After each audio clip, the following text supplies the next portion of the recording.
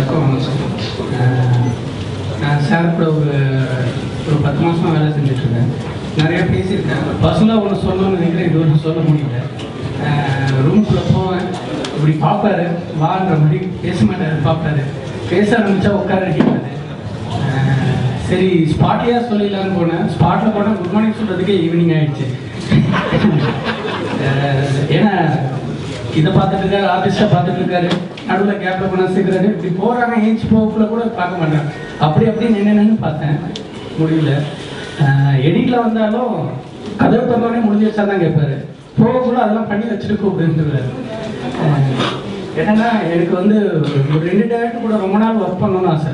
Life time இப்போ இல்லை, லைஃப்பில் என்னைக்காவது ஒர்க் பண்ணிடணும் எதனா ஒரு டிபார்ட்மெண்ட்லேயே இருந்தேன். அதில் பாலா சார் ஃபஸ்ட்டு. அது இவ்வளோ சீக்கிரத்தில் கிடைக்கும்ன்றதுலாம் என்னால் நினச்சே பார்க்க முடியாத ஒரு விஷயம்.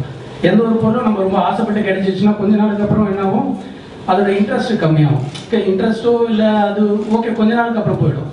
எனக்கு இன்னும் ஜாஸ்தி ஆகுது பாலா சார் கூட ஒர்க் பண்ணதுக்கு. ரொம்ப தேங்க்ஸ் சார். எதை சொல்ல முடியல, இங்கே சொன்னதுக்கு தேங்க்ஸ் சார்.